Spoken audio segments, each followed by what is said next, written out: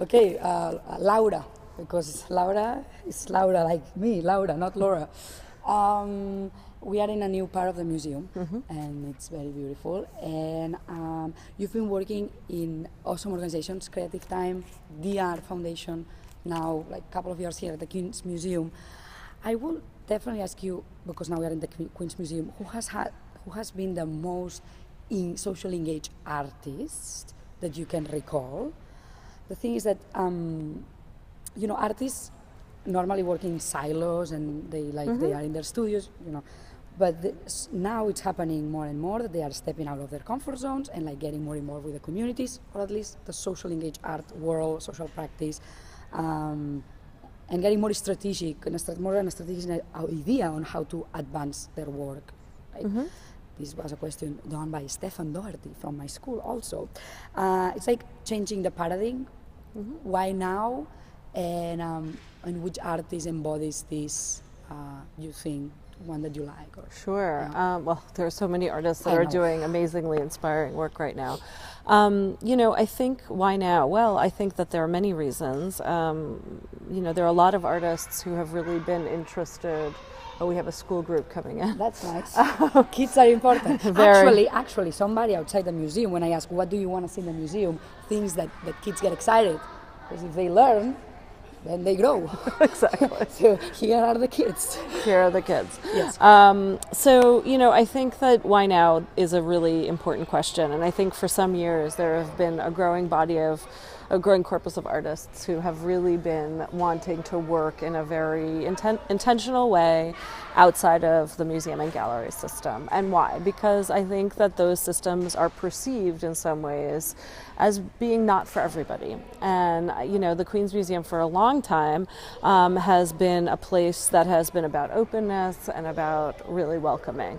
And I think that that's a very particular position to take because, of course, museums are really thought of in the public imagination as a place where maybe not everybody is welcome. The Louvre, or places that are just about historical importance, and and the Queen's Museum is, look, we don't have this, storied art collection like MoMA, for example, and we do a lot of different stuff here very well, and part of that is engaging the people who live in Queens, the people who come from abroad, the people who live in all parts of New York City who come to us for a very particular reason, which is to understand the way that art and culture can really transform our thinking about who we are in the times in which we live. And artists have always thought really uniquely about our contemporary circumstances. And so, I think from the project that Tanya Bruguera initiated some years ago here at the Queen's Museum, Immigrant Movement International here in Corona, which has evolved after she phased herself out of the project, and we made this really beautiful transition. The community continues to run that project as a space for political and social learning and self-education and popular education. Tanya Bruguera is a great example. So, that's somebody who's been very involved with this institution over time and is a brilliant artist. There's so many artists, it would be difficult for me to kind of call them out, but, she's What do you think certainly about Theaster Gates? I think he has an amazing project at Dorchester in Theaster, Chicago. for the people that's not familiar, what I know is that he bought a bank for $1, an agreement with the city, and he created a cultural center and big, massive library.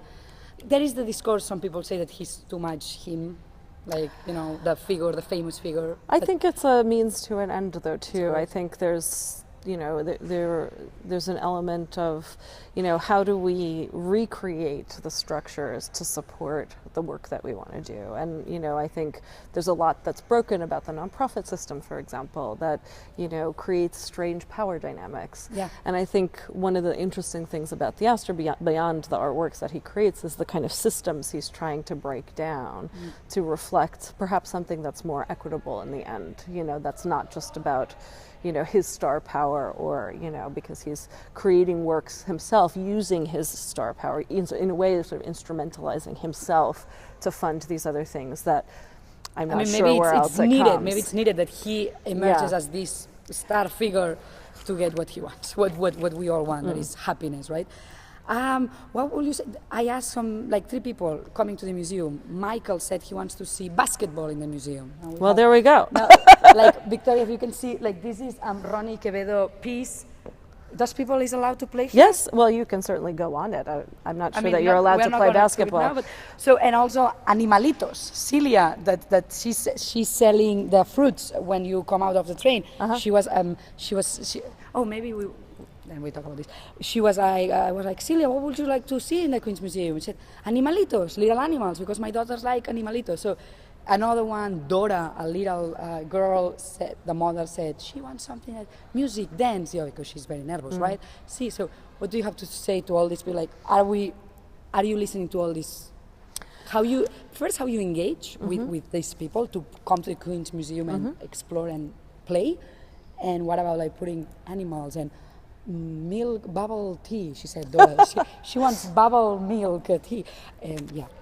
Well, look, I think, the museum, as you can see, has a glass wall that divides the public park outside from this public museum. And my dream would be to have that glass wall actually dissolve and have people freely kind of go back and forth. And I think, there's certain things that have to shift about the way that people perceive museums in order to actually accomplish that. Part of it is actually having projects that people feel relate to their reality in some way. So, an exhibition like Mira Later Manucoli was profound in that way because everybody can relate to garbage. We all produce it. Yes. And, as Meryl... And we all recycle it. Well, most of us anyway. But, I think that we have a very intimate relationship with our trash, as Meryl showed us, that it's really a portrait of who we are. And I think that idea was so strong in her work that even if you didn't have a training in conceptual art or understanding of the particular moments in art history that she was relating to, you could actually come in and kind of have a feeling for what she was working through and relate it to your own life. And I think similarly with Ronnie's work, this is a really brilliant project that actually I think delves into not only the kind of physical manifestation of what sport is, but also what borders mean and what they don't mean, and how we need to have spaces where we can cross boundaries and borders. And I think this is an important piece of what this piece is saying. It's a very welcoming piece. Everybody recognizes what it is, but it's also a bit weird. It's not any one particular sport. People recognize, elements of a soccer field, elements of a basketball court, and of course it's on our wood floor, which makes you feel like it's a sporting arena of some kind. So will you say that the Queen's Museum is shifting? So it's a museum and also cultural center for community center. It's a museum. Look, the Queen's Museum is a museum. We're just redefining what a museum is. My goal would be to have this place be a commons for art, ideas, and participation. And so in whatever form that happens. So, we have these very large open spaces at the center of the museum. I want people to start to use them, as a way of saying, oh, Laura, we're going to meet about that project. Let's just go hang out at the Queen's Museum. There's Wi-Fi, there's a cafe, whatever. We can hang out in the park afterwards. We're also, in a couple of years, going to have a branch of the Queen's Public Library on the other side of these galleries. And so that's another element of how the idea of bringing a museum into contact with another kind of institution, another kind of public institution, where these nesting of democratic ideas can really function as a point of invitation. And so you have to, you can't create a commons by saying just it is one. It has to happen organically. So, but then the question becomes, how do you create those conditions? And some of it is about the art, and some of it is about the programming, and some of it is about,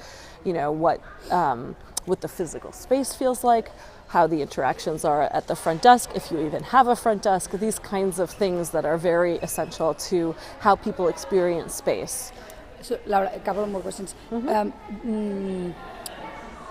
how do you engage? How you make people come to the Queen's Museum? I guess you have a big engagement team, or big, small, but how you do that? Well, we have... it's difficult. People still have this idea of museums, right? They don't know. Yes. So I think, how do we get people through the door? Well, we have a lot of public programming here at the museum. We collaborate with many, many local arts organizations. We arts and culture organizations. We have not only a public programming department, but that is also a department of community organizers. So we have 4 full-time community organizers who are doing work in the neighborhoods around the museum on a daily basis. So people get to know our staff, people get to know us. That's one piece. Then we have our education programs. We have education programs with every single public school in Queens and many, many others beyond. But doing that is very, connects us to a lot of families. Right? The kids are here. And the kids are here. So, the kids are here for a couple of things. We have a great summer camp here. This is another way that we engage folks, because obviously working parents all need something for their kids to be doing in the summertime. And so we have a very affordable summer camp. And we also have a program for teens through the Matisse Foundation. They've underwritten a program for teens that we've done the last couple of years that's really extraordinary. A museum in the world that inspires you, like said, look, I like what these people are doing, like 1, 2, 3, like. Gosh, I'm really, I love the Van Abbe Museum. Van Abbe Museum in the Netherlands. I am, I think the Yerba Buena Center is really interesting in San Francisco. I don't know. These are 2. It's cool. What is this piece that you wanted to come here yes. see? Okay, so this wall behind us is what we call our large wall. It's, as you can tell, is a very large wall. And the wall itself is the exterior wall of the panorama. And obviously an important location physically within the museum, because it dominates this sort of central area. So I want everybody to hear you very well. Okay. Here we can maybe turn. Yeah, let's just do that. Yeah. Tell me. So we devote this large wall because women artists tend to get fewer public commissions, and this is really a public site because you can see it from the park. Because we're a public museum. We've devoted this wall to the work of women artists thus far, and this is by an artist named Anna K.E., who's here today taking some photos. That's Anna over there. The artist. The artist is present. The artist is present. So you can recognize her from the photos. She did a project at the Met where she stood in front of an Otto Dix painting and a Balthus painting, and so you can see she's kind of adopting the poses of the figures in the paintings. And to me, this is about literally presence, and as a young female artist, what does it mean to be posing in the Met in this sort of awkward pose from an Otto Dix painting? She would never have been that man in the painting, because women in that period were not working in offices as he clearly is, in the same way. And then here she's kind of enacting the role of the muse, the traditional role of the woman in kind of European painting. And so she has this awkward position, kind of imitating the woman at the window. And I think these kind of sculptural elements reflect that. And this color... Is she still the artist of this sculpture? Yes, and so this is her whole project. Awesome. And this color chart is actually a reflection of all the colors that are in that painting. Did you commission the whole thing? Did you pay for the production of the whole thing? Yes. So this was a commission project specifically for this wall, and we usually do one of these per year. Okay, great. Yeah. Mm-hmm. So, Laura, if you take us to a last place, because you don't know that, but I read something, maybe you know. One of the things that Laura likes to do when she has 15 minutes, or that's what she said, is to take a walk through the museum. It's energizing. Yeah. Mm-hmm. Actually, it's really energizing. So take me to another place around the museum.